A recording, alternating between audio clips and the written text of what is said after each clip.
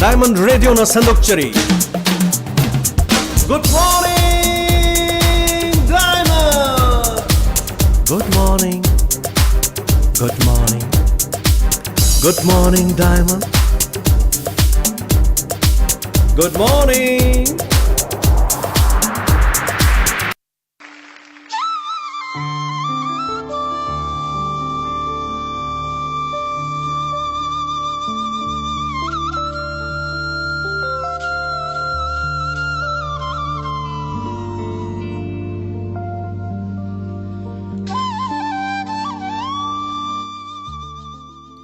अहानबा मक्तदा good morning Diamond की थौरम ताबरीब सिंबु पुष्परानी लाइश्रमना अमुका हन्ना तराम नोक्चरे हौजिंग नुक्तिगी फोंगलिबा पाउचे सिंगदगी लौथोकसबा मरुओइबा पाउसिंग मियामदा पिचरी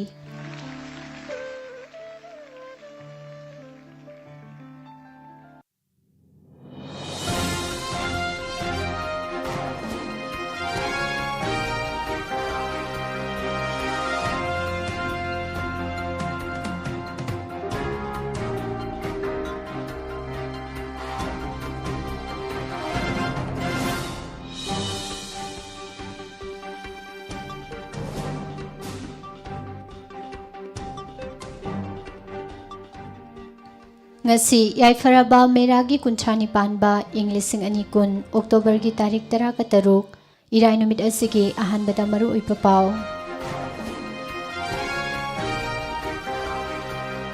lupa crore ani namthak tawrambagi charge ta CBI na charge set thangalakle UBI gi ex branch manager yauna miyoi ani gi mathakta charge frame tawkhre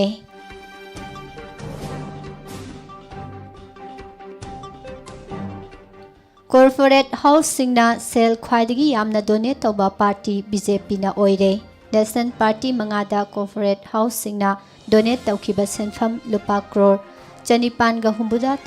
dasmik ama suinoni haide Doctor na death certificate piraklaba miyoi ama yumda putharurabada mihun leirambadagi hospital da amuk pukhatuna laikanakre Drug lalon basing sahi anidagi mari fawba jail da thamnaba akhanaba ordinance satnahananaba cabinet mi phamna warep lokre Chief Minister Award for Good Governors haina mingthon ba scheme ama hogdokpadasu ayaba pikre Manipur school sing amo hana hanghanbagi wafam laikhai tadri mama mapa singnadi hanghanindri Positive oiba miyoi amasu laikidre punna laikidraba masing jamga sumna mari yokre COVID-19 gi awaba matamda lemna pochai yelakle haiduna hekta sabasu tawbiroidabani haiba pau ama fonglokli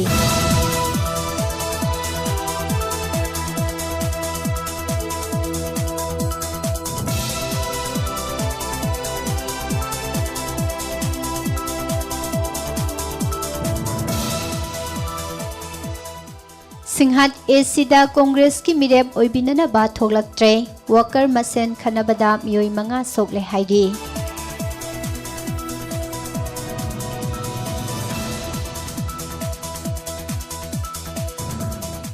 Mahairoi puthok pusin tawriba transporter singi awabi yangsinbinana ba ko na lengak ta khanghankhre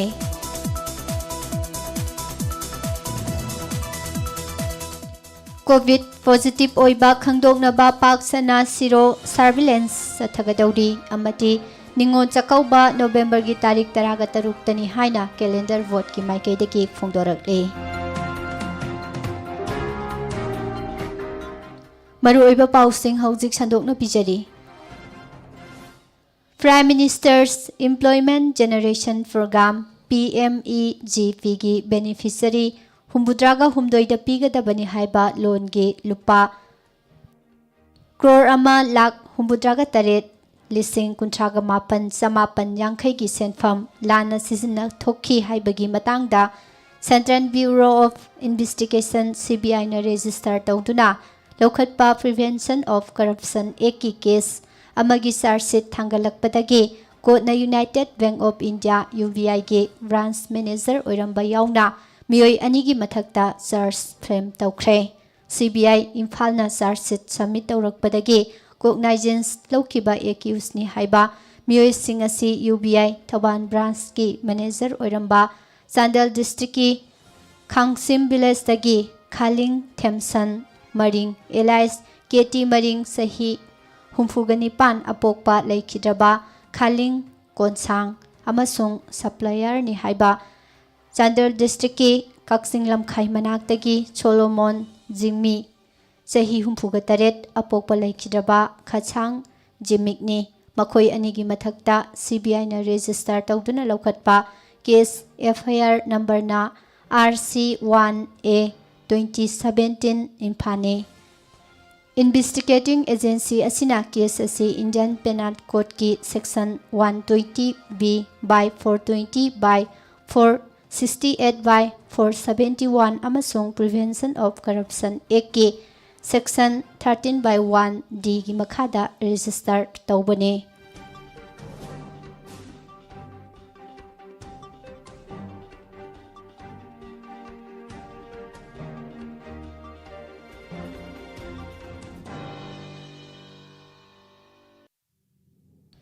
Manipur ꯂꯩꯉꯥꯛꯅ ꯃꯌꯥꯏ ꯀꯥꯕ ꯗ꯭ꯔꯒꯀꯤ ꯃꯥꯌꯣꯛꯇ ꯂꯧꯈꯠꯂꯛꯄ ꯊꯧꯔꯥꯡ ꯊꯧꯁꯤꯜꯁꯤꯡ ꯍꯦꯟꯅ ꯃꯥꯏ ꯄꯥꯛꯅꯕꯒꯤꯗꯃꯛ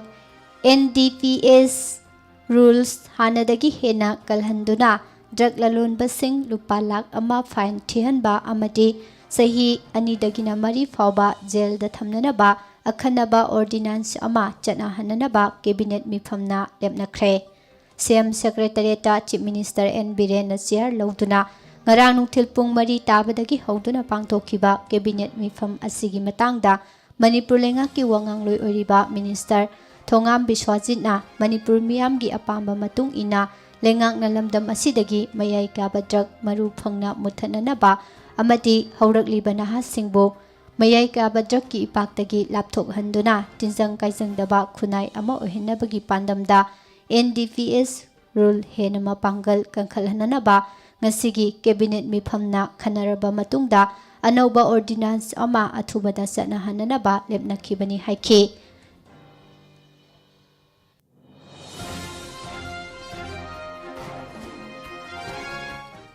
ꯀꯨꯝꯖꯥ ꯏꯪ 2019-18ꯒꯤ ꯑꯣꯏꯅ national ꯄꯥꯔꯇꯤꯁꯤꯡꯗ ꯇꯣꯉꯥꯟ-ꯇꯣꯉꯥꯟꯕ ꯀꯣꯔꯄꯣꯔꯦꯠ ꯑꯃꯁꯨꯡ ꯕꯤꯖꯤꯅꯦꯁ ꯍꯥꯎꯁꯁꯤꯡꯅ ꯁꯦꯜ ꯈ꯭ꯋꯥꯏꯗꯒꯤ ꯆꯥꯎꯅ ꯗꯣꯅꯦꯠ ꯇꯧꯈꯤꯕ ꯄꯥꯔꯇꯤ BJPꯅ ꯑꯣꯏꯔꯦ ꯍꯥꯏꯅ ꯑꯦꯁꯣꯁꯤꯌꯦꯁꯟ ꯐꯣꯔ ꯗꯦꯃꯣꯀ꯭ꯔꯦꯇꯤꯛ ꯔꯤꯐꯣꯔꯝꯁ ADRꯅ ꯐꯣꯡꯗꯣꯛꯈ꯭ꯔꯦ꯫ ADRꯒꯤ ꯔꯤꯄꯣꯔꯠ ꯄꯜꯂꯗꯨꯅ ꯑꯦꯖꯦꯟꯁꯤꯒꯤ ꯄꯥꯎꯅ ꯍꯥꯏ ꯀꯣꯔꯄꯣꯔꯦꯠ ꯑꯃꯁꯨꯡ ꯕꯤꯖꯤꯅꯦꯁ ꯍꯥꯎꯁꯁꯤꯡꯅ BJP, ꯀꯣꯡꯒ꯭ꯔꯦꯁ, NCP, CPIM ꯑꯃꯁꯨꯡ ꯇ꯭ꯔꯤꯅꯥꯃꯨꯜ ꯀꯣꯡꯒ꯭ꯔꯦꯁꯇ ꯗꯣꯅꯦꯠ ꯇꯧꯈꯤꯕ ꯁꯦꯟꯐꯝ ꯂꯨꯄꯥ ꯀ꯭ꯔꯣꯔ 963.10ꯅꯤ꯫ BJPꯗ ꯗꯣꯅꯦꯠ ꯇꯧꯈꯤꯕ ꯁꯦꯟꯐꯝꯅ ꯂꯨꯄꯥ ꯀ꯭ꯔꯣꯔ 739.9ꯅꯤ꯫ ꯍꯧꯈꯤꯕ ꯆꯍꯤ 5ꯒꯤ ꯃꯅꯨꯡꯗ ꯀꯣꯔꯄꯣꯔꯦꯠ ꯍꯥꯎꯁꯁꯤꯡꯅ ꯇꯣꯉꯥꯟ-ꯇꯣꯉꯥꯟꯕ ꯄꯣꯂꯤꯇꯤꯀꯦꯜ ꯄꯥꯔꯇꯤꯁꯤꯡꯗ ꯗꯣꯅꯦꯠ ꯇꯧꯕꯒꯤ ꯆꯥꯡ 92% ꯍꯦꯟꯒꯠꯂꯛꯂꯦ ꯍꯥꯏꯔꯤ꯫ ADRꯒꯤ ꯔꯤꯄꯣꯔꯠ ꯑꯁꯤꯗ BJP, ꯀꯣꯡꯒ꯭ꯔꯦꯁ, NCP, CPIM ꯑꯃꯁꯨꯡ ꯇ꯭ꯔꯤꯅꯥꯃꯨꯜ ꯀꯣꯡꯒ꯭ꯔꯦꯁꯅ ꯇꯣꯉꯥꯟ-ꯇꯣꯉꯥꯟꯕ ꯀꯣꯔꯄꯣꯔꯦꯠ ꯑꯃꯁꯨꯡ ꯕꯤꯖꯤꯅꯦꯁ ꯍꯥꯎꯁꯁꯤꯡꯗꯒꯤ ꯐꯪꯈꯤꯕ ꯗꯣꯅꯦꯁꯟꯒꯤ ꯁꯦꯟꯐꯝ ꯃꯌꯦꯛ ꯁꯦꯡꯅ ꯄꯜꯂꯤ꯫ ꯅꯦꯁꯅꯦꯜ ꯄꯥꯔꯇꯤ ꯑꯃ ꯑꯣꯏꯕ ꯇꯥꯔꯕꯁꯨ BSPD ꯀꯨꯝꯖꯥ ꯏꯪ 2004ꯒꯤ ꯃꯇꯨꯡ ꯇꯥꯔꯛꯄꯗ ꯂꯨꯄꯥ 10,000ꯗꯒꯤ ꯍꯦꯟꯕ voluntary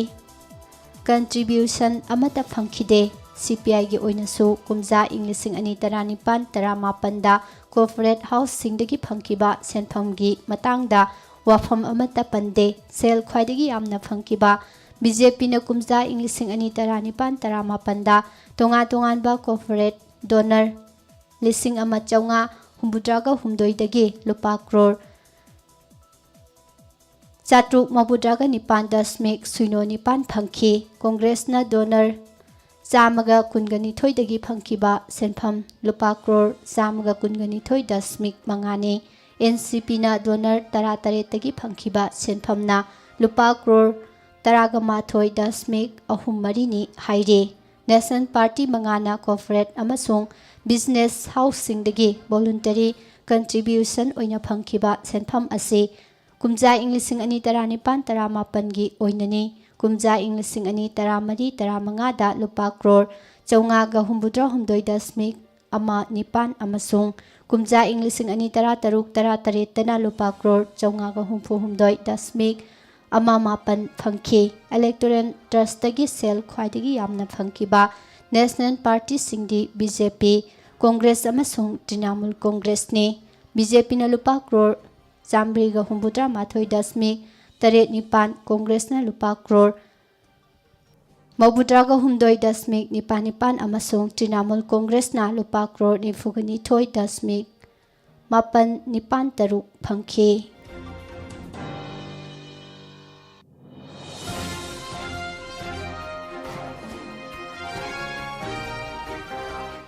Sahi asigi ningon Chakauba lakliba November gi tarik 13 tatai maram asina November gi tarik 13 ta ningon Chakauba pangthokpiu haina Kanglaipak calendar vote ki secretary general Sanjit Sorai samna thadorokpa cherol amada phongdorakli Sri Sri Govindaji temple vote ki Brahma Sabha gi general secretary Joy Chandra Sarmana sahi asigi ningol Chakauba November gi tarik 13 ta tare haina media gi thongda phongdorakhiba si aranba yumpham yaudaba waphamni hairi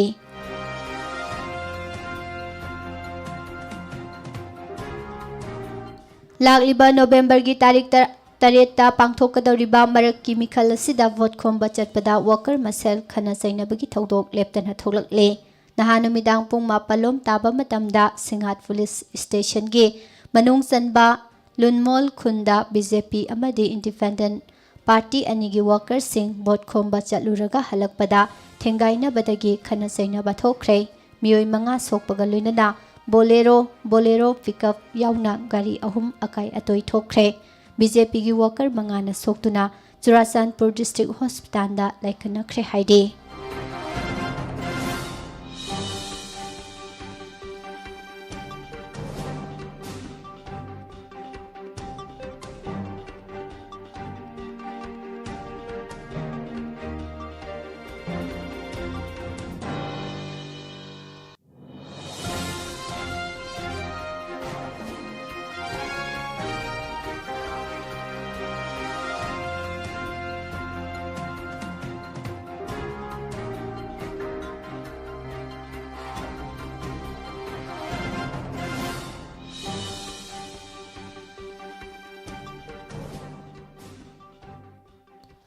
RIMS hospital gi ICU da thamlaga laikanaramba anaba ama doctor na sire haiduna death certificate piraga mayumda puthaduna mathau mangam pangthoknaba thaurang tawringaida maitei maibana masa paiduna yengbada masa sagatpaga lunana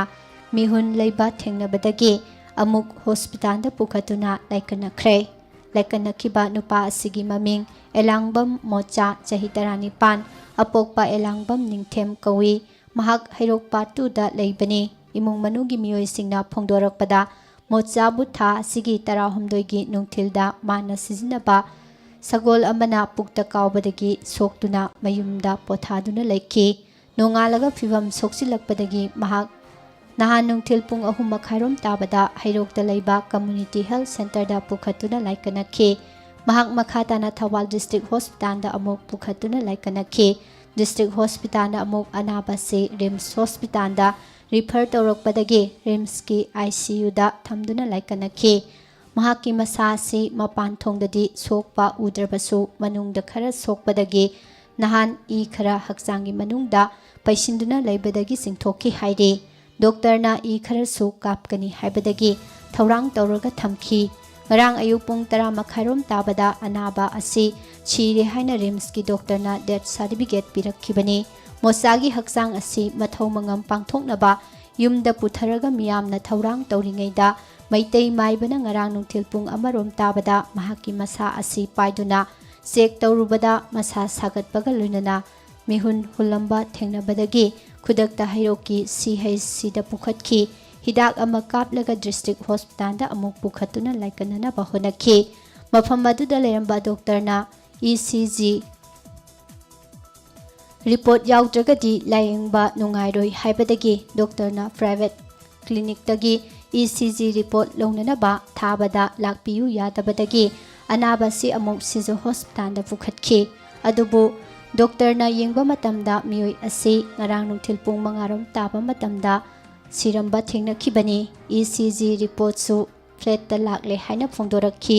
ꯏꯃꯨꯡ ꯃꯅꯨꯡꯒꯤ ꯃꯤꯑꯣꯏꯅ ꯌꯥꯝꯅ ꯄꯦꯟꯗ꯭ꯔꯤꯕꯗꯤ ꯃꯤꯍꯨꯜ ꯂꯩꯔꯤꯕ ꯑꯅꯥꯕ ꯑꯃꯕꯨ ꯁꯤꯔꯦ ꯍꯥꯏꯗꯨꯅ ꯍꯦꯛꯇ death certificate ꯄꯤꯔꯛꯄ ꯊꯧꯑꯣꯡ ꯑꯁꯤꯅꯤ꯫ ꯃꯇꯨꯡꯗ ꯑꯁꯤꯒꯨꯝꯕ ꯑꯁꯤ ꯑꯃꯨꯛ ꯍꯟꯅ ꯊꯣꯛꯇꯅꯕ ꯆꯦꯛꯁꯤꯜꯍꯟꯅꯤꯡꯉꯤ꯫ ꯂꯣꯏꯅꯅ ꯗꯤꯁꯇ꯭ꯔꯤꯛ ꯑꯃꯒꯤ ꯃꯔꯨꯑꯣꯏꯕ ꯍꯣꯁꯄꯤꯇꯥꯜ ꯑꯣꯏꯔꯤꯕ ꯊꯧꯕꯥꯜ ꯗꯤꯁꯇ꯭ꯔꯤꯛ ꯍꯣꯁꯄꯤꯇꯥꯜꯗ ECG ꯂꯧꯅꯕ ꯈꯨꯗꯣꯡꯆꯥꯕ ꯊꯝꯕꯤꯗꯕ ꯗꯣꯛꯇꯔꯅ ꯄ꯭ꯔꯥꯏꯚꯦꯠ ꯀ꯭ꯂꯤꯅꯤꯛꯇ ꯂꯧꯔꯨꯔꯣ ꯍꯥꯏꯕꯤꯕ ꯑꯁꯤ ꯄꯦꯁꯦꯟ ꯀꯥꯡꯕꯨꯗ ꯌꯥꯝꯅ ꯅꯨꯡꯉꯥꯏꯇꯦ꯫ ꯃꯔꯝ ꯑꯗꯨꯅ ꯍꯤꯔꯝ ꯑꯁꯤꯗ ꯃꯔꯤ ꯂꯩꯅꯕ ꯍꯦꯜꯊ ꯃꯤꯅꯤꯁꯇꯔꯅ ꯃꯇꯨꯡꯗ ꯑꯃꯨꯛ ꯍꯟꯅ ꯊꯣꯛꯇꯅꯕ ꯃꯤꯠꯌꯦꯡ ꯆꯪꯕꯤꯌꯨ ꯍꯥꯏꯅ ꯐꯣꯡꯗꯣꯔꯛꯂꯤ꯫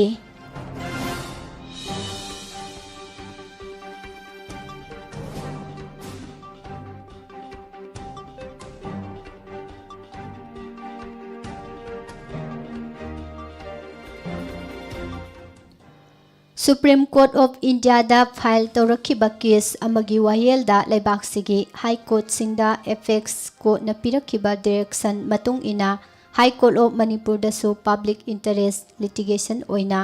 ꯔꯦꯖꯤꯁꯇꯥꯔ ꯇꯧꯈꯤꯕ ꯀꯦꯁꯀꯤ ꯄꯥꯎꯇꯥꯛ ꯃꯇꯨꯡ ꯏꯟꯅ ꯃꯅꯤꯄꯨꯔꯒꯤ ꯀ꯭ꯔꯤꯃꯤꯅꯦꯜ ꯀꯦꯁꯁꯤꯡ ꯃꯥꯌꯣꯛꯅꯔꯤꯕ ꯁꯤꯇꯤꯡ ꯑꯃꯁꯨꯡ X MLA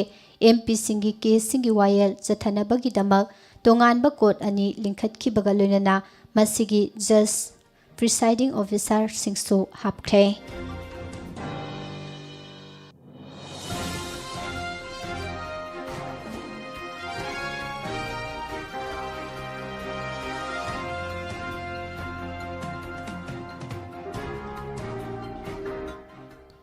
ministry of home ꯑꯦꯐꯤꯌꯔꯁꯅ ꯍꯧꯈꯤꯕ ꯁꯦꯞꯇꯦꯝꯕꯔꯒꯤ ꯇꯥꯔꯤꯛ 30ꯗ ꯊꯣꯛꯈꯤꯕ ꯑꯟꯂꯣꯛ 5ꯀꯤ ꯒꯥꯏꯗꯂꯥꯏꯟꯁꯤꯡ ꯃꯇꯨꯡ ꯏꯟꯅ ꯑꯣꯛꯇꯣꯕꯔꯒꯤ ꯇꯥꯔꯤꯛ 15ꯒꯤ ꯃꯇꯨꯡꯗ ꯁ꯭ꯀꯨꯜꯁꯤꯡ ꯑꯃꯗꯤ ꯀꯣꯆꯤꯡ ꯏꯟꯁꯇꯤꯇ꯭ꯌꯨꯁꯟꯁꯤꯡ ꯍꯥꯡꯍꯟꯕꯒꯤ ꯐꯤꯔꯦꯞ ꯁ꯭ꯇꯦꯠꯁꯤꯡꯅ ꯂꯧꯖꯕ ꯌꯥꯔꯒꯅꯤ ꯍꯥꯏꯈ꯭ꯔꯕꯁꯨ ꯃꯅꯤꯄꯨꯔ ꯂꯩꯉꯥꯛꯅ ꯁ꯭ꯇꯦꯠ ꯑꯁꯤꯗ ꯂꯩꯔꯤꯕ ꯁ꯭ꯀꯨꯜꯁꯤꯡ ꯑꯃꯗꯤ ꯀꯣꯆꯤꯡ ꯏꯟꯁꯇꯤꯇ꯭ꯌꯨꯁꯟꯁꯤꯡ ꯑꯃꯨꯛ ꯍꯟꯅ ꯍꯥꯡꯍꯟꯕꯒꯤ ꯋꯥꯐꯝ ꯂꯩꯈꯥꯏ ꯇꯥꯗ꯭ꯔꯤ꯫ ꯃꯃꯥ ꯃꯄꯥ ꯑꯣꯏꯕꯁꯤꯡꯅꯗꯤ ꯀꯣꯚꯤꯗ-19ꯒꯤ ꯍꯧꯖꯤꯛ ꯑꯣꯏꯔꯤꯕ ꯐꯤꯚꯝꯁꯤꯗ ꯁ꯭ꯀꯨꯜꯁꯤꯡ ꯍꯥꯡꯍꯟꯅꯤꯡꯗ꯭ꯔꯤ꯫ ꯃꯅꯤꯄꯨꯔꯗ ꯀꯣꯚꯤꯗ-19ꯒꯤ ꯀꯦꯁ ꯃꯁꯤꯡ ꯂꯦꯞꯄ ꯂꯩꯇꯅ ꯍꯦꯟꯒꯠꯂꯛꯄ ꯑꯃꯗꯤ ꯂꯩꯅꯥ ꯂꯥꯏꯆꯠ ꯑꯁꯤꯅ ꯃꯔꯝ ꯑꯣꯏꯔꯒ ꯁꯤꯕꯒꯤ ꯃꯁꯤꯡꯁꯨ ꯍꯦꯟꯒꯠꯂꯛꯂꯤ꯫ ꯑꯣꯏꯔꯛꯂꯤꯕ ꯐꯤꯚꯝ ꯑꯁꯤ ꯌꯦꯡꯂꯒ ꯃꯅꯤꯄꯨꯔ ꯂꯩꯉꯥꯛꯅ ꯍꯧꯖꯤꯛ ꯐꯥꯎꯕꯒꯤ ꯑꯣꯏꯅꯗꯤ ꯁ꯭ꯀꯨꯜꯁꯤꯡ ꯑꯃꯗꯤ ꯀꯣꯆꯤꯡ ꯏꯟꯁꯇꯤꯇ꯭ꯌꯨꯁꯟꯁꯤꯡ ꯍꯥꯡꯍꯟꯅꯅꯕ ꯑꯀꯛꯅꯕ ꯃꯇꯝ ꯑꯃ ꯂꯦꯞꯄ ꯂꯩꯇ꯭ꯔꯤ꯫ ꯁ꯭ꯀꯨꯜꯁꯤꯡ ꯊꯣꯡ ꯍꯥꯡꯍꯟꯕ ꯅꯠꯇ꯭ꯔꯒ ꯍꯥꯡꯍꯟꯗꯕꯒꯤ ꯃꯇꯥꯡꯗ ꯑꯦꯖꯨꯀꯦꯁꯟ ꯗꯤꯄꯥꯔꯠꯃꯦꯟꯠꯀꯤ ꯑꯣꯐꯤꯁꯤꯌꯦꯜꯁꯤꯡꯅꯁꯨ ꯀꯔꯤꯒꯨꯝꯕ ꯋꯥꯐꯝ ꯑꯃꯠꯇ ꯆꯞ ꯆꯥꯅ ꯐꯣꯡꯗꯣꯔꯛꯇ꯭ꯔꯤ꯫ ꯁ꯭ꯀꯨꯜꯁꯤꯡ ꯊꯣꯡ ꯍꯥꯡꯍꯟꯒꯦ ꯍꯥꯏꯔꯕꯗꯤ ꯃꯔꯤ ꯂꯩꯅꯕ ꯁ꯭ꯀꯨꯜ ꯑꯃꯗꯤ ꯏꯟꯁꯇꯤꯇ꯭ꯌꯨꯠꯁꯤꯡꯒꯤ ꯃꯦꯅꯦꯖꯃꯦꯟꯠꯁꯤꯡ ꯇꯥꯟꯅꯔꯕ ꯃꯇꯨꯡꯗ ꯐꯤꯔꯦꯞ ꯂꯧꯒꯗꯕꯅꯤ ꯍꯥꯏꯅꯁꯨ ꯃꯤꯅꯤꯁꯇ꯭ꯔꯤ ꯑꯣꯐ ꯍꯣꯝ ꯑꯦꯐꯤꯌꯔꯁꯅ ꯄꯤꯈꯤꯕ ꯒꯥꯏꯗꯂꯥꯏꯟ ꯑꯁꯤꯗ ꯌꯥꯎꯔꯤꯕꯅꯤ꯫ ꯁ꯭ꯀꯨꯜꯁꯤꯡ ꯊꯣꯡ ꯍꯥꯡꯍꯟꯅꯕꯒꯤ MHAꯅ ꯄꯤꯈꯤꯕ ꯒꯥꯏꯗꯂꯥꯏꯟ ꯂꯣꯏꯅꯅ ꯃꯔꯤ ꯂꯩꯅꯅ ꯑꯦꯖꯨꯀꯦꯁꯟ ꯃꯤꯅꯤꯁꯇ꯭ꯔꯤꯅꯁꯨ ꯑꯇꯣꯞꯄ ꯒꯥꯏꯗꯂꯥꯏꯟ ꯑꯃ ꯊꯣꯛꯇꯨꯅ ꯃꯍꯩꯔꯣꯏꯁꯤꯡ ꯁ꯭ꯀꯨꯜꯗ ꯃꯍꯩ ꯇꯝꯕ ꯂꯥꯛꯍꯟꯕ ꯃꯇꯝꯗ ꯑꯏꯕ ꯑꯣꯏꯅ ꯃꯃꯥ ꯃꯄꯥꯁꯤꯡꯒꯤ ꯑꯌꯥꯕ ꯂꯧꯔꯛꯀꯗꯕꯅꯤ ꯍꯥꯏꯅꯁꯨ ꯈꯪꯍꯟꯈꯤꯕꯅꯤ꯫ ꯁ꯭ꯇꯦꯠꯁꯤꯗ ꯍꯧꯖꯤꯛ ꯀꯣꯚꯤꯗ-19ꯒꯤ ꯂꯩꯅꯥ ꯂꯥꯏꯆꯠ ꯁꯟꯗꯣꯔꯛꯄꯒꯤ ꯃꯑꯣꯡ ꯃꯇꯧ ꯑꯃꯗꯤ ꯑꯣꯏꯔꯛꯂꯤꯕ ꯀꯌꯥ ꯑꯁꯤ ꯌꯦꯡꯂꯒ ꯃꯃꯥ ꯃꯄꯥ ꯑꯣꯏꯕ ꯀꯌꯥꯅꯗꯤ ꯁ꯭ꯀꯨꯜꯁꯤꯡ ꯑꯊꯨꯕ ꯃꯇꯝꯒꯤ ꯃꯅꯨꯡꯗ ꯍꯥꯡꯍꯟꯕ ꯄꯥꯝꯅꯗ꯭ꯔꯤ꯫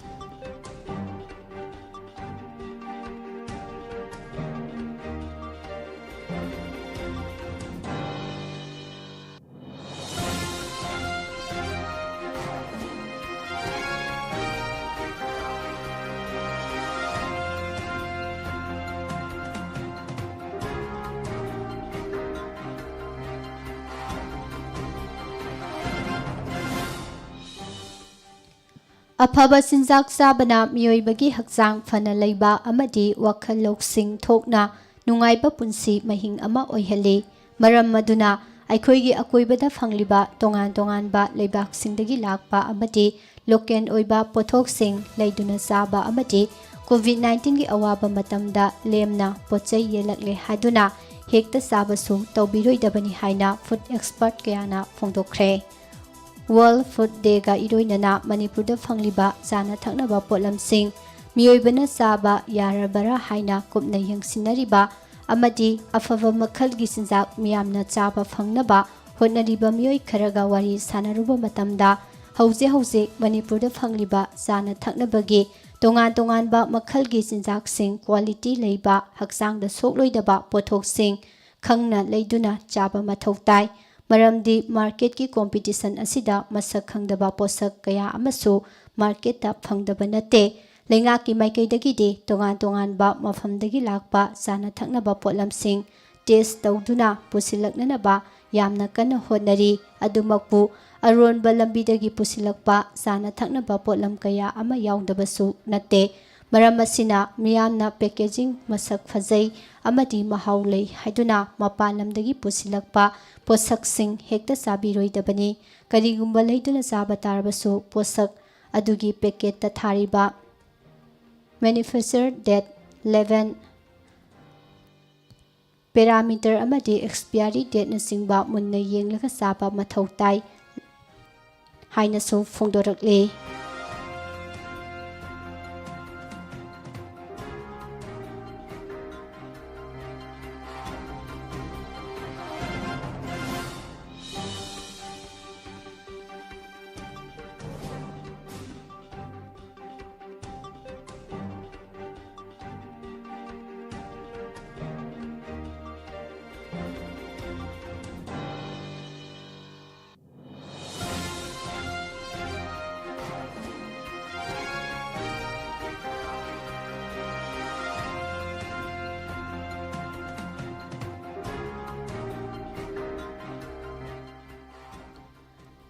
ꯁ꯭ꯇꯦꯠ ꯑꯁꯤꯒꯤ ꯃꯍꯩꯔꯣꯏ ꯍꯣꯟꯗꯣꯛ ꯍꯣꯟꯖꯤꯟ ꯇꯧꯕꯗ ꯑꯆꯧꯕ ꯊꯧꯗꯥꯡ ꯂꯧꯔꯤꯕ ꯇ꯭ꯔꯥꯟꯁꯄꯣꯔꯇꯔꯁꯤꯡꯅ ꯊꯦꯡꯅꯔꯤꯕ ꯑꯋꯥꯕꯁꯤꯡ ꯑꯗꯨꯕꯨ ꯌꯦꯡꯁꯤꯟꯕꯤꯅꯅꯕ ꯑꯣꯜ ꯃꯅꯤꯄꯨꯔ ꯁ꯭ꯀꯨꯜ ꯁ꯭ꯇꯨꯗꯦꯟꯠꯁ ꯇ꯭ꯔꯥꯟꯁꯄꯣꯔꯇꯔ ꯑꯦꯁꯣꯁꯤꯌꯦꯁꯟꯅ ꯊꯥꯡꯒꯠꯂꯛꯈꯤꯕ ꯋꯥꯀꯠ ꯑꯃꯒ ꯃꯔꯤ ꯂꯩꯅꯅ ꯃꯅꯤꯄꯨꯔ ꯍꯥꯏ ꯀꯣꯔꯠꯅ ꯂꯩꯉꯥꯛꯇ ꯆꯌꯣꯜ ꯑꯃꯒꯤ ꯃꯅꯨꯡꯗ ꯀꯃꯤꯇꯤ ꯑꯃ ꯁꯦꯝꯗꯨꯅ ꯌꯦꯡꯁꯤꯟꯕ ꯍꯧꯅꯅꯕ ꯌꯥꯊꯪ ꯄꯤꯈ꯭ꯔꯦ ꯍꯥꯏꯔꯤꯕ ꯀꯣꯔꯠꯀꯤ ꯌꯥꯊꯪ ꯑꯁꯤ ꯁ꯭ꯇꯦꯠ ꯑꯁꯤꯒꯤ ꯃꯍꯩꯔꯣꯏ ꯄꯨꯊꯣꯛ ꯄꯨꯁꯤꯟ ꯇꯧꯔꯤꯕ ꯇ꯭ꯔꯥꯟꯁꯄꯣꯔꯇꯔꯁꯤꯡꯅ ꯊꯦꯡꯅꯔꯤꯕ ꯑꯋꯥꯕ ꯑꯁꯤꯒꯤ ꯌꯦꯡꯂꯒ ꯁ꯭ꯇꯦꯠ ꯒꯣꯚꯔꯟꯃꯦꯟꯠꯅ ꯂꯨꯄꯥ ꯂꯥꯈ 2ꯒꯤ ꯂꯣꯟ ꯄꯤꯕꯤꯌꯨ ꯍꯥꯏꯅ all Manipur school ꯁ꯭ꯇꯨꯗꯦꯟꯠꯁ transporter ꯑꯦꯁꯣꯁꯤꯌꯦꯁꯟꯅ ꯊꯥꯔꯛꯈꯤꯕ petition ꯑꯃꯒꯤ ꯍꯤꯌꯥꯔꯤꯡ ꯆꯠꯊꯔꯕ ꯃꯇꯨꯡꯗ ꯃꯅꯤꯄꯨꯔ ꯍꯥꯏ ꯀꯣꯔꯠꯀꯤ ꯖꯁꯇꯤꯁ KH ꯅꯣꯚꯤꯟꯒꯤ ꯕꯦꯟꯆꯅ ꯂꯥꯎꯊꯣꯛꯈꯤꯕꯅꯤ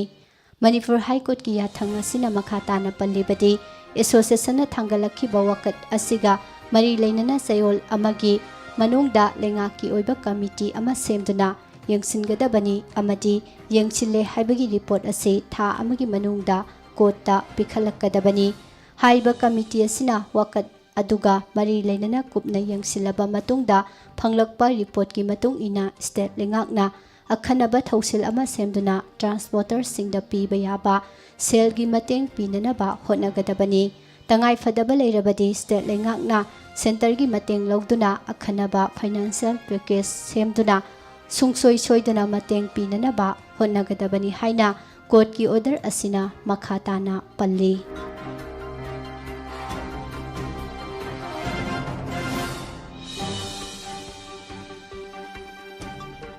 ꯃꯅꯤꯄꯨꯔꯗ ꯀꯣꯚꯤꯗ-19 ꯄꯣꯖꯤꯇꯤꯚ ꯀꯦꯁ ꯀꯌꯥ ꯌꯥꯝꯅ ꯂꯩꯕꯒꯦ ꯍꯥꯏꯕ ꯈꯪꯗꯣꯛꯅꯕꯒꯤꯗꯃꯛ ꯁꯤꯔꯣ ꯁꯔꯚꯤꯂꯦꯟꯁ ꯇꯦꯁꯇꯤꯡ ꯆꯠꯊꯅꯕ ꯂꯩꯉꯥꯛꯅ ꯈꯟꯅꯕ ꯍꯧꯔꯦ ꯃꯁꯤꯒꯤꯗꯃꯛ ꯁꯦꯝ ꯁꯥꯕꯒꯤ ꯊꯕꯛ ꯂꯧꯈꯠꯄ ꯍꯧꯔꯦ ꯍꯥꯏꯅ ꯗꯥꯏꯔꯦꯛꯇꯔ ꯍꯦꯜꯊ ꯗꯣꯛꯇꯔ ꯀꯦ ꯔꯥꯖꯣꯅ ꯐꯣꯡꯗꯣꯛꯈ꯭ꯔꯦ ꯑꯃꯔꯣꯝꯗ ꯀꯣꯚꯤꯗ ꯄꯣꯖꯤꯇꯤꯚ ꯀꯥ ꯍꯦꯟꯅ ꯋꯥꯡꯕ ꯃꯐꯝꯁꯤꯡꯗ ꯃꯤ ꯆꯪꯊꯣꯛ ꯆꯪꯁꯤꯟ ꯇꯧꯕ ꯃꯇꯝ ꯈꯔ ꯊꯤꯡꯅꯕ ꯊꯕꯛ ꯂꯩꯉꯥꯛꯅ ꯂꯧꯈꯠꯄ ꯍꯧꯈ꯭ꯔꯦ ꯄꯥꯎꯆꯦ ꯑꯁꯤꯒ ꯑꯈꯟꯅꯅ ꯎꯅꯕ ꯑꯃꯗ ꯗꯣꯛꯇꯔ ꯔꯥꯖꯣꯅ ꯍꯥꯏꯈꯤ ꯁ꯭ꯇꯦꯠ ꯑꯁꯤꯗ ꯀꯣꯚꯤꯗ-19ꯒꯤ ꯀꯦꯁ ꯃꯁꯤꯡ ꯍꯦꯟꯒꯠꯂꯛꯄ ꯑꯁꯤ ꯌꯦꯡꯂꯒ ꯁ꯭ꯇꯦꯠ ꯑꯁꯤꯗ ꯀꯌꯥ ꯌꯥꯝꯅ ꯄꯣꯖꯤꯇꯤꯚ ꯑꯣꯏꯕ ꯃꯁꯤꯡ ꯂꯩꯕꯒꯦ ꯍꯥꯏꯕ ꯈꯪꯗꯣꯛꯅꯕꯒꯤꯗꯃꯛ ꯁꯦꯔꯣ ꯁꯔꯚꯤꯂꯦꯟꯁ ꯇꯦꯁꯇꯤꯡꯒꯤ ꯈꯨꯠꯊꯥꯡꯗ ꯈꯪꯗꯣꯛꯅꯕ ꯂꯩꯉꯥꯛꯅ ꯊꯕꯛ ꯂꯧꯈꯠꯄ ꯍꯧꯔꯦ ꯃꯁꯤꯗ ꯁꯤꯖꯤꯟꯅꯒꯗꯕ ꯀꯤꯠꯁꯤꯡ ꯊꯨꯡꯂꯕ ꯍꯧꯔꯦ ꯇꯦꯁꯇꯤꯡ ꯑꯁꯤ ꯃꯄꯨꯡ ꯐꯥꯅ ꯑꯦꯟꯇꯤꯕꯣꯗꯤ ꯇꯦꯁ ꯑꯣꯏꯅ ꯇꯧꯒꯗꯕꯅꯤ ꯃꯁꯤꯅ ꯀꯅꯥ ꯀꯅꯥꯗ ꯚꯥꯏꯔꯁ ꯑꯁꯤ ꯌꯥꯎꯔꯤꯕꯒꯦ ꯍꯥꯏꯅ ꯅꯥꯔꯝꯂꯕ ꯃꯇꯨꯡꯗ ꯐꯈꯤꯕ꯭ꯔꯥ ꯍꯥꯏꯕ ꯈꯪꯗꯣꯛꯅꯕ ꯆꯠꯊꯒꯗꯕ ꯈꯣꯡꯊꯥꯡ ꯑꯃꯅꯤ ꯃꯁꯤꯒꯤꯗꯃꯛ ꯂꯩꯉꯥꯛꯅ ꯄ꯭ꯂꯥꯅꯤꯡ ꯑꯃ ꯇꯧꯔꯤ ꯃꯁꯤꯒ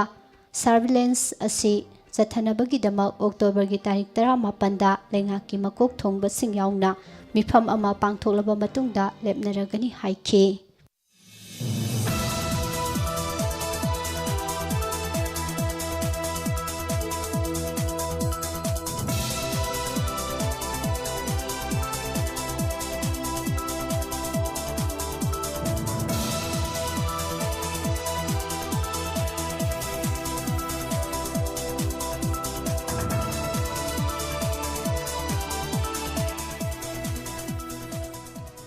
State asida haukiba pungkunga mari asigi manungda CFPF ki personnel taraga mapan yauna punamiyoi saniga marifu mari COVID-19 positive oiba thengnaduna apunba COVID-19 gi case lising tara mari chahum humudraga nipan yokre loinana active case lising ahum chama mabudraga humdoi yaure haina COVID-19 command control room na thadorakpa cherol amana khangalakli positive oiba thengnariba apunba mising lising tara mari chahum humbudraga nipan asigi manungda lising tara mathoi chatret mabudraga mathoi di general population gini loinana lising ani chawnga mari fugatare na CFPF ki personal singni amaromda state asida nomada haukiba pungkunga mari asigi manungda COVID-19 positive oiba miyoi amasu Ras Medicity da laikhidabaga loinana state asida laichet asina positive oiba laikhidraba apunba mising chamaga sumna mari sukre ngarang laikhidraba miyoi asi Imphal West district tagi masagi sahi yankhaiga nipalom suraba miyoi amani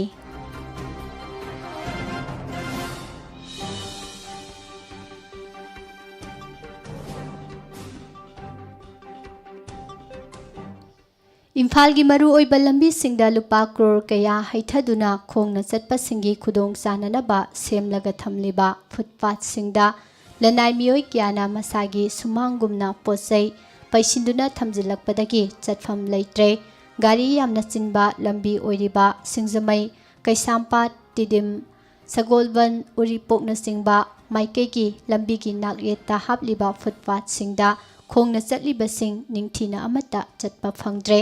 gari achinba lambi lamjauda naptuna chatle hiram masigi matangda lambi da khongna chatlamba miyoi singna phongdorakpada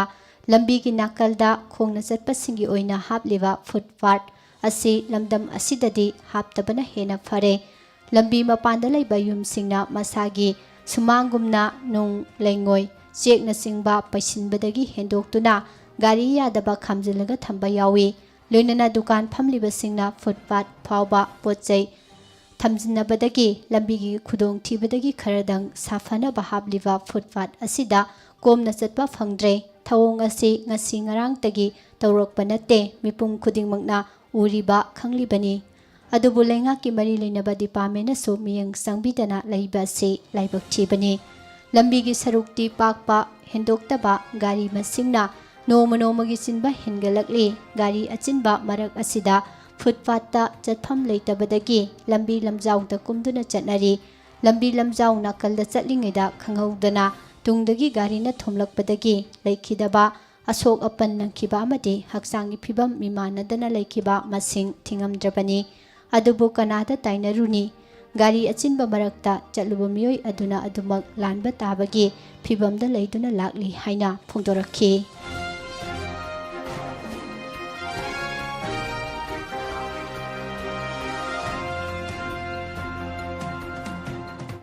lamdam asigi mahiroi singbu private school hangliba singi sel khomgat pham onthokpi ganu haina All India Students Federation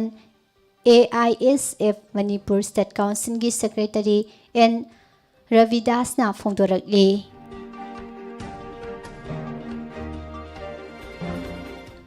film piracy tawba thingnanaba film forum Manipur gi mityeng makhada mobile film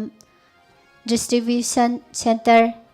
MFDC na chatharakpa drive ta ngarang sumiyoi ama phagatuna tungda wakhal taminakre film piracy tawrambagi faraba miyoi ase Imphal East District ki Porompat VS ki manung sana leiba Khergaon makha lekaidagi Mihajuddin Elias Azad Khan sahi kunthani thoi apokpa lekhidraba Nasmul Huisel ne makhatana piracy tawramba film sing ase inama chanu IPS amadi aisenangi natabrani film piracy tawramba Mihajuddina aikhoigi paumising da phongdorokpada MFDC app tagi film ahum ase download tawraga aingi wangmada piracy tawrure makhatana sigumba phataba thaba ase tawraroi mangonda tariba awabasi tadanaba mangonda gilokhiba copy sing ado isa isadagi kakthatpiu kakthatpidaba tarabadi maduda tholakpa afafatagi thodang masa masana pujagadabani aikhoi piracy tawba leplasi haina Manipuri film ꯍꯤꯡꯍꯟꯕ ꯑꯃꯗꯤ ꯆꯥꯎꯈꯠꯅꯕ ꯍꯣꯠꯅꯃꯤꯟꯅꯁꯤ ꯍꯥꯏꯅꯁꯨ ꯃꯤꯌꯥꯝꯗ appeal ꯇꯧꯈꯤ꯫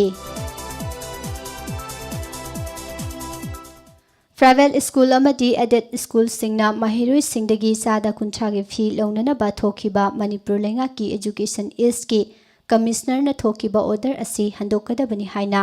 ꯏꯔꯥꯕꯣꯠ foundation ꯃꯅꯤꯄꯨꯔꯒꯤ secretary general ꯀꯦ.ꯍꯩꯆ. ꯒꯣꯄꯦꯟ ꯂꯨꯋꯥꯡꯅ ꯐꯣꯡꯗꯣꯔꯛꯂꯤ꯫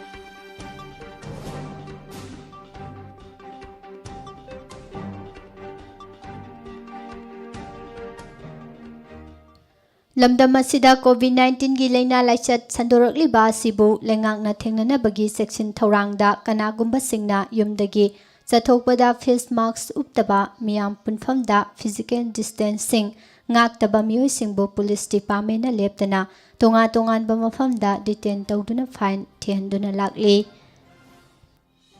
ꯉꯔꯥꯡꯁꯨ police ꯗꯤꯄꯥꯔꯠꯃꯦꯟꯠꯅ ꯇꯣꯉꯥꯟ-ꯇꯣꯉꯥꯟꯕ ꯃꯐꯝꯗ ꯗ꯭ꯔꯥꯏꯚ ꯆꯠꯊꯕꯗ ꯂꯩꯉꯥꯛꯀꯤ ꯆꯠꯅ ꯀꯥꯡꯂꯣꯟ ꯊꯨꯒꯥꯏꯗꯨꯅ ꯃꯤꯌꯥꯝ ꯇꯤꯟꯕ ꯃꯐꯝꯗ ꯐꯦꯁ ꯃꯥꯛꯁ ꯎꯞꯇꯕ ꯑꯃꯗꯤ ꯃꯤꯔꯛꯇ ꯐꯤꯖꯤꯀꯦꯜ ꯗꯤꯁꯇꯦꯟꯁꯤꯡ ꯉꯥꯛꯇꯕ ꯃꯤꯑꯣꯏ 912 ꯔꯣꯝ ꯗꯤꯇꯦꯟ ꯇꯧꯕꯒ ꯂꯣꯏꯅꯅ ꯋꯥꯔꯅꯤꯡ ꯄꯤꯔꯕ ꯃꯇꯨꯡꯗ ꯐꯥꯏꯜ ꯑꯣꯏꯅ ꯂꯨꯄꯥ 48,950 ꯔꯣꯝ ꯊꯤꯍꯟꯈ꯭ꯔꯦ꯫ ꯂꯩꯉꯥꯛꯀꯤ ꯆꯠꯅ ꯀꯥꯡꯂꯣꯟ ꯊꯨꯒꯥꯏꯕ ꯃꯤꯑꯣꯏꯁꯤꯡꯒꯤ ꯃꯊꯛꯇ ꯗꯤꯖꯥꯁꯇꯔ ꯃꯦꯅꯦꯖꯃꯦꯟꯠ ꯑꯦꯛ ꯏꯪ 2005ꯒꯤ ꯃꯈꯥꯗ ꯂꯣꯒꯤ ꯑꯣꯏꯕ ꯆꯩꯔꯥꯛ ꯄꯤꯕ ꯌꯥꯏ ꯍꯥꯏꯔꯤ꯫ ꯁꯤꯡꯖꯃꯩ ꯄꯨꯂꯤꯁ ꯁ꯭ꯇꯦꯁꯟꯅ ꯀꯣꯟꯕ ꯏꯝꯐꯥꯜꯒꯤ ꯕꯤꯔ ꯇꯤꯀꯦꯟꯗ꯭ꯔꯖꯤꯠ ꯏꯟꯇꯔꯅꯦꯁꯅꯦꯜ ꯑꯦꯌꯔꯄꯣꯔꯠꯀꯤ ꯃꯈꯥ ꯊꯪꯕ ꯀꯦꯝꯄꯁ ꯃꯅꯨꯡꯗ ꯂꯩꯕ 19ꯁꯨꯕ ꯗꯣꯒ꯭ꯔꯥ ꯔꯥꯏꯐꯜꯒꯤ ꯄꯔꯁꯅꯦꯜ ꯑꯃ JCOꯒꯤ ꯃꯤꯁ ꯑꯃꯗ ꯊꯧꯔꯤ ꯌꯥꯟꯗꯨꯅ ꯁꯤꯔꯝꯂꯦ꯫ ꯂꯩꯈꯤꯗ꯭ꯔꯕ 19ꯁꯨꯕ ꯗꯣꯒ꯭ꯔꯥ ꯔꯥꯏꯐꯜꯒꯤ ꯄꯔꯁꯅꯦꯜ ꯑꯁꯤꯒꯤ ꯃꯃꯤꯡ ꯔꯣꯍꯤꯠ, ꯆꯍꯤ 25 ꯑꯄꯣꯛꯄ, SH ꯀꯨꯃꯥꯔ ꯀꯨꯂꯤꯗꯤꯠ ꯀꯧꯏ꯫ ꯃꯍꯥꯛ ꯍꯤꯃꯥꯆꯜ ꯄ꯭ꯔꯗꯦꯁꯇ ꯂꯩꯕꯅꯤ꯫ ꯍꯧꯖꯤꯛꯅ ꯏꯝꯐꯥꯜꯒꯤ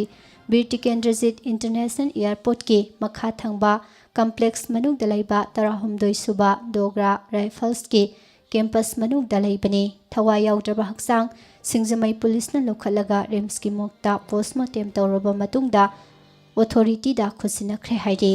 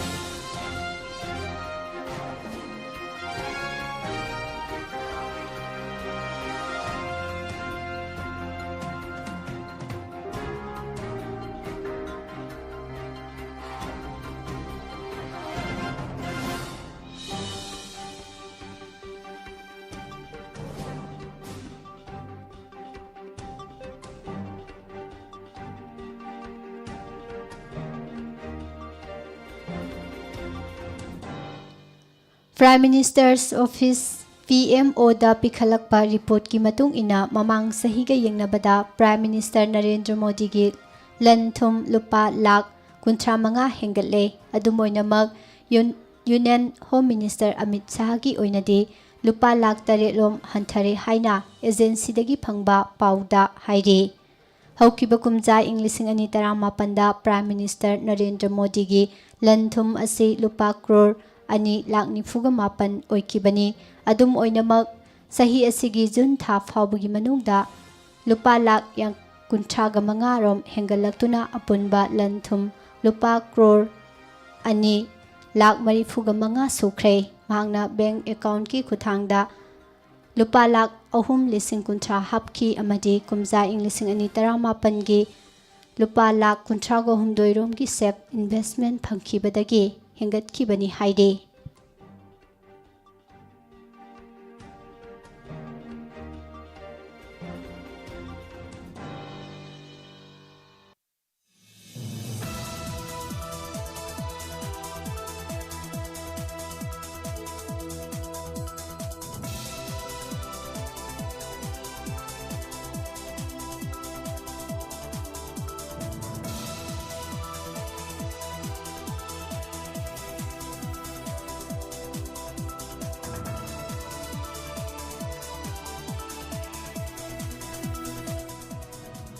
Housing makha tarakpada mapangi oiba pau pijari. Assam da miyoi lising taragi ming National Register of Citizens NRC gi final list tagi lauthok lagani haina State Coordinator Hitesh Dev Saramana phongdokre. Arunachal Pradesh ki Chief Minister Pema Khanduna Deputy Chief Minister amasung Cabinet Minister singda ahenba portfolio sing pikre. Garo Hills Autonomous District Council GHADC amasung Zentia Hills Autonomous District Council JHADC da lupa crore kaya marum oiba senja thumja wafam thigat khraba matungda BJP State Unit na Hauzik Khasi Hills Autonomous District Council KHADC da akhanaba miyang sangba hopkre. Assam amadi Mizoram Government na District Management 11 meeting pangthoktuna ngamkhai se naba ko hananabagi pandamda police outpost kyamarum sengbutpagi wafam yanaba purakre.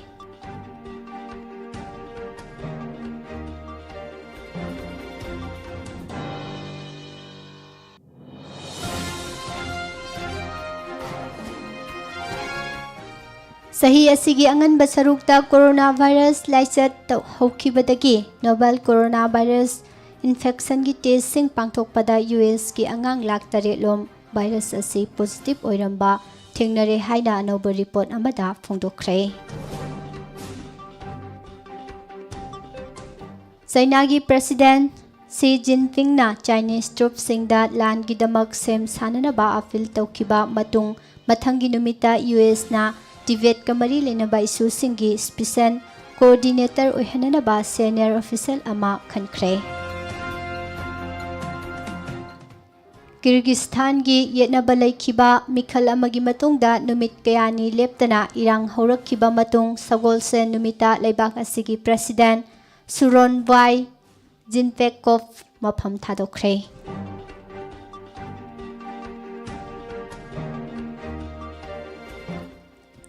Lan thokliba Nagorno-Karabakh region da ceasefire ngakpa haibasi yamna maru oi haibasida Russian President Vladimir Putin amasung mahaki lengmanaba Turkish President Recep Tayyip Erdogan na yanare haina Kremlin gi statement amada phongdokre. Europe da COVID-19 infection kiningai oiba fibam da hengalakpaga loinana February yauraktingai mangoinana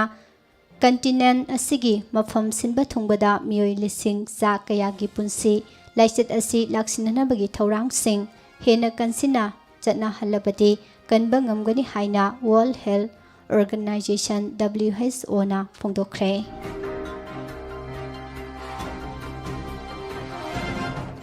Nong kana subadagi Mozambique ki awang thangba sarukta laiba mining field ising thumjin khibadagi yamdrabada maduda thabak toriba artisanal coal miner taraga taruk ningthokaba numita irak naduna laikhidre amasung atay miner kaya na thiba khangkhidre haina local television station gi report amada phongdokre. Coronavirus lockdown na thoaliba problem sing hena lusilhaliba North Korea da thamliba thingba sing yamna thuna lokthokpagi wafam khananaba UN Human Rights Official amana international community singda appeal tawkre. ꯍꯧꯈꯤꯕ ꯆꯌꯣꯜꯗ gang ꯔꯦꯞ ꯆꯠꯊꯈꯤꯕ ꯃꯇꯨꯡ ꯃꯁꯥ ꯃꯊꯟꯇ ꯁꯤꯖꯈꯤꯕ ꯆꯍꯤ ꯅꯧꯔꯤꯕꯤ ꯗꯂꯤꯠ ꯅꯨꯄꯤ ꯃꯆꯥ ꯑꯃꯒꯤ ꯀꯦꯁꯀꯤ ꯃꯇꯥꯡꯗ ꯊꯨꯅ ꯑꯦꯛꯁꯟ ꯂꯧꯈꯠꯈꯤꯗꯕꯒꯤꯗꯃꯛ SHO ꯑꯃ ꯌꯥꯎꯅ ꯎꯠꯇꯔ ꯄ꯭ꯔꯗꯦꯁꯀꯤ ꯆꯤꯇ꯭ꯔꯀꯨꯠꯀꯤ ꯄꯨꯂꯤꯁ ꯄꯔꯁꯅꯦꯜ ꯑꯅꯤ ꯁꯁꯄꯦꯟ ꯇꯧꯈ꯭ꯔꯦ ꯍꯥꯏꯔꯤ꯫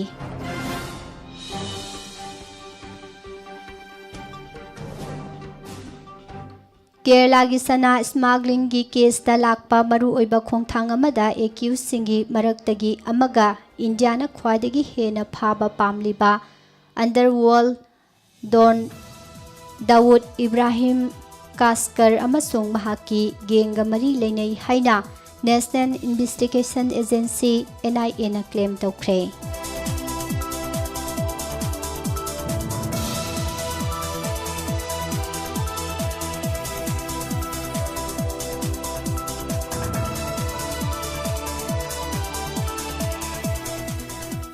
ꯇꯦꯂꯪꯒꯥꯅꯥꯒꯤ ꯃꯐꯝ ꯀꯌꯥꯗ ꯍꯧꯈꯤꯕ ꯂꯩꯕꯥꯛꯄꯣꯛꯄꯗꯒꯤ ꯅꯣꯡ ꯀꯟꯅ ꯆꯨꯈꯤꯕꯗꯒꯤ ꯃꯤꯑꯣꯏ 30 ꯂꯩꯈꯤꯗ꯭ꯔꯦ꯫ ꯁꯤꯈꯤꯕꯁꯤꯡ ꯑꯁꯤꯒꯤ ꯃꯅꯨꯡꯗ ꯃꯤꯑꯣꯏ 18ꯗꯤ ꯒ꯭ꯔꯦꯇꯔ ꯍꯥꯏꯗ꯭ꯔꯕꯥꯗꯇꯒꯤꯅꯤ꯫ ꯂꯩꯕꯥꯛꯄꯣꯛꯄ ꯅꯨꯃꯤꯠꯇ ꯑꯟꯙ꯭ꯔ ꯄ꯭ꯔꯗꯦꯁꯀꯤ ꯁꯃꯨꯗ꯭ꯔ ꯈꯣꯡꯕꯥꯟ ꯄꯔꯤꯡ ꯂꯥꯟꯅ ꯅꯣꯡ ꯆꯨꯕ ꯅꯨꯡꯁꯤꯠꯁꯤꯡ ꯁꯃꯨꯗ꯭ꯔꯗꯒꯤ ꯁꯤꯖꯤꯜꯂꯛꯇꯨꯅ ꯁ꯭ꯇꯦꯠ ꯀꯦꯄꯤꯇꯦꯜ ꯑꯃꯁꯨꯡ ꯗꯤꯁꯇ꯭ꯔꯤꯛ ꯀꯌꯥꯗ ꯈꯪꯍꯧꯗꯅ ꯏꯁꯤꯡ ꯏꯆꯥꯎꯁꯤꯡ ꯊꯣꯛꯂꯦ ꯍꯥꯏꯔꯤ꯫ ꯒꯨꯖꯔꯥꯠꯀꯤ ꯑꯍꯃꯗꯕꯥꯗꯇ ꯂꯩꯕ ꯄꯤꯄꯜꯁ ꯀꯣꯑꯣꯄꯔꯦꯇꯤꯚ ꯕꯦꯡꯛ ꯂꯤꯃꯤꯇꯦꯗꯀꯤ ꯃꯅꯤ ꯂꯣꯟꯗꯔꯤꯡ ꯀꯦꯁꯀ ꯃꯔꯤ ꯂꯩꯅꯅ ꯄꯦꯟꯇꯤꯌꯝ ꯏꯟꯐꯣꯇꯦꯛ ꯂꯤꯃꯤꯇꯦꯗ ꯑꯃꯁꯨꯡ ꯍꯤꯔꯥꯛ ꯕꯥꯏꯑꯣꯇꯦꯛ ꯂꯤꯃꯤꯇꯦꯗꯀꯤ director Niketa Baldevbhai Dave Enforcement Directorate ED ꯅ ꯐꯥꯒꯠꯈ꯭ꯔꯦ꯫ ꯒꯪꯒꯥ ꯇꯨꯔꯦꯜ ꯃꯄꯥꯟꯒꯤ ꯁꯔꯨꯛ ꯑꯣꯏꯔꯤꯕ ꯄ꯭ꯔꯌꯥꯒ꯭ꯔꯥꯖꯀꯤ ꯒ꯭ꯔꯥꯝ ꯁꯚꯥꯒꯤ ꯂꯝꯗ ꯃꯣꯛꯁ ꯑꯃ ꯁꯥꯖꯤꯜꯂꯛꯄꯒꯤ ꯃꯥꯌꯣꯛꯇ ꯕꯤꯁ꯭ꯋ ꯍꯤꯟꯗꯨ ꯄꯔꯤꯁꯗ VHP ꯅ ꯄ꯭ꯔꯣꯇꯦꯁꯠ ꯆꯠꯊꯈ꯭ꯔꯦ꯫ ꯍꯧꯖꯤꯛ ꯃꯈꯥ ꯇꯥꯔꯛꯄꯗ ꯁꯥꯟꯅꯕꯒꯤ ꯄꯥꯎ ꯅꯤꯔꯃꯂꯥ ꯊꯥꯡꯖꯝꯗꯒꯤ ꯇꯥꯃꯤꯟꯅꯁꯤ꯫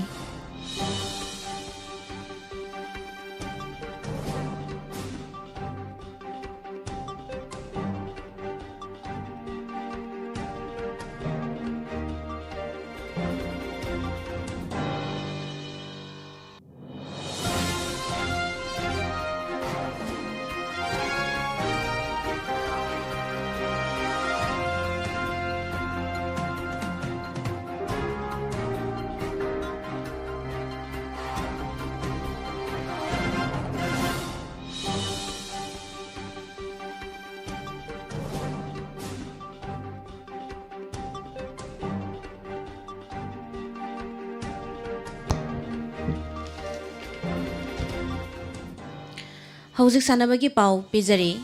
ꯌꯨꯔꯣꯄꯤꯌꯟ ꯅꯦꯁꯟꯁ ꯂꯤꯛ ꯐꯨꯠꯕꯣꯜ ꯇꯣꯔꯅꯥꯃꯦꯟꯠꯀꯤ ꯉꯔꯥꯡ ꯁꯥꯟꯅꯈꯤꯕ ꯂꯤꯛ 1ꯒꯤ ꯒ꯭ꯔꯨꯞ 3ꯒꯤ ꯇꯣꯉꯥꯟ-ꯇꯣꯉꯥꯟꯕ ꯃꯦꯆꯁꯤꯡꯗ ꯏꯪꯂꯦꯟ ꯗꯦꯟꯃꯥꯔꯛꯀꯤ ꯃꯈꯨꯠꯇ ꯃꯥꯏꯊꯤꯕ ꯅꯪꯈ꯭ꯔꯦ꯫ ꯐ꯭ꯔꯥꯟꯁꯅ Croatia, ꯕꯦꯜꯖꯤꯌꯝꯅ island, Portugal, Sweden, ꯄꯣꯂꯦꯟꯗꯅ ꯕꯣꯁꯅꯤꯌꯥ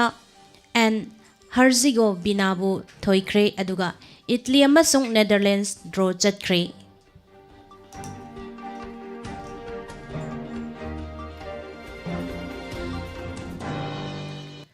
ꯁꯔꯖꯥꯒꯤ cricket ꯁ꯭ꯇꯦꯗꯤꯌꯝꯗ ꯉꯔꯥꯡ ꯁꯥꯟꯅꯕ 38 ꯁꯨꯕ IPLꯒꯤ ꯂꯤꯛ ꯃꯦꯆꯇ ꯔꯣꯌꯦꯜ ꯆꯦꯂꯦꯟꯖꯔꯁ ꯕꯦꯡꯒꯂꯣꯔꯕꯨ ꯀꯤꯡꯁ 11 ꯄꯟꯖꯥꯕꯅ ꯋꯤꯀꯦꯠ 9ꯗ ꯃꯥꯏꯊꯤꯕ ꯄꯤꯈ꯭ꯔꯦ꯫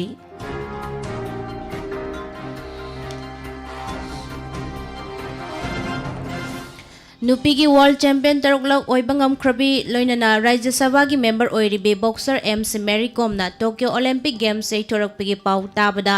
yamna achauba chaitheng ama pikhi haina India gi cricket captain Virat Kohli da Instagram live session da wari sanabada fongdokhre।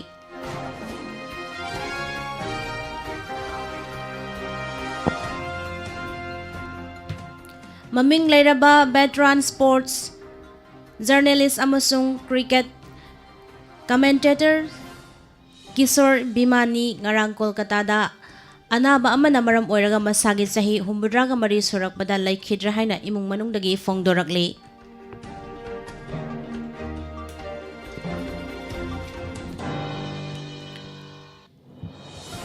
Denmark ki city Odense ta tha asi tarahumdoi sanaba hauraga taranipan da loisinggadoriba Denmark Open Badminton Tournament ki nupagi singles da India ki sanaroi Kidambi Srikan quarter final yawba ngamkhre adubu atopa India ki naha oiriba sanaroi Lakshya Sen ani shuba round lan bangam khidre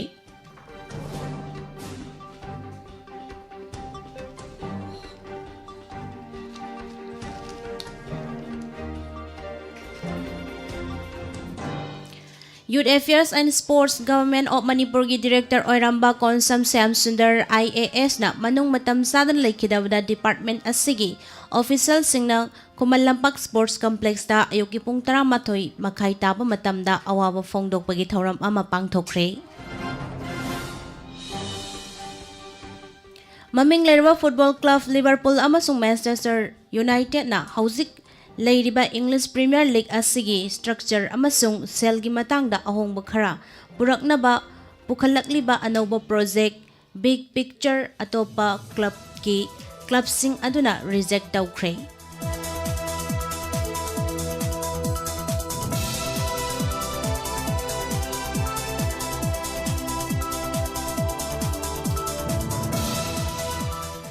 Indian Super League title anirak laubangam khraba Chennai FC na Tajikistan gi khwaidagi maming lerba international match sanabangam laba winger Fatkulofu Englishing ani kun mathoi season gi damak sign tawnakri Amadi Australian Open Grand Slam Tennis Tournament ki chief executive oiriba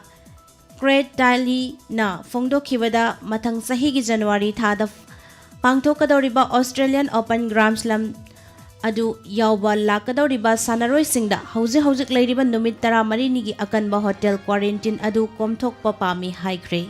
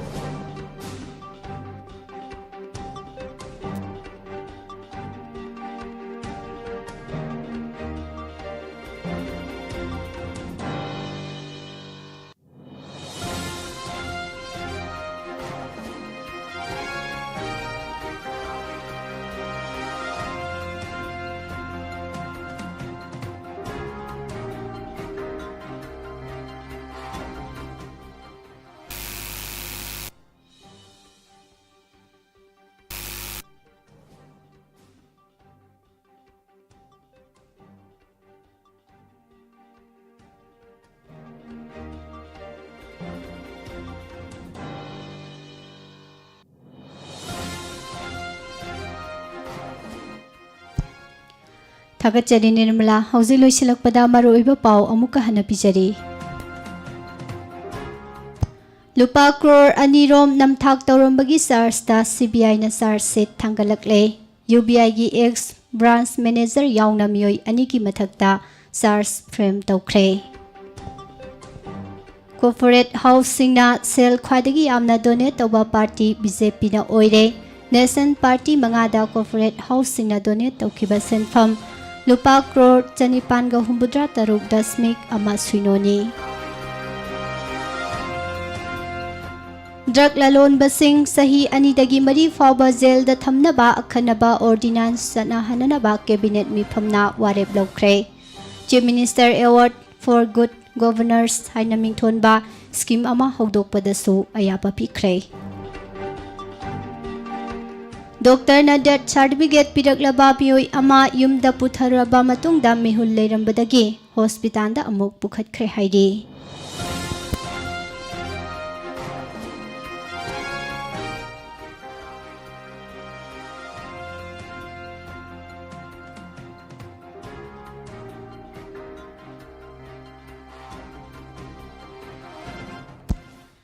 Singhat Esida Congress ki mireb oibinana ba thoglaktre worker masen khanabada mioi manga sokle haidi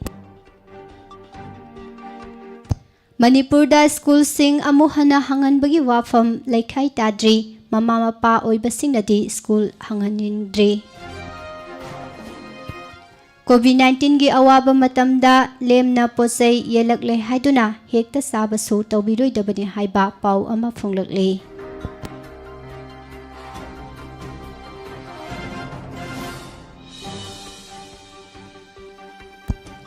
Mahayroi puthok pusin tauriba transporter singi awaba yengsinanaba kotna lengakta khanghankre. COVID positive oiba khangdoknaba pak sana zero surveillance sa thagadauri amadi ningon chakauba November gi tarik taruk tani haina calendar vote ki maikaidagi phungdorakli. Hausiki oinadi pijariba pausing asigaloinana nungtigi fongliba pause singdagi lauthokjaba maruiba pausing miyamda pijaba loisinjare tabiriba singbo mukahana Pusparani Laisramna khurumjari.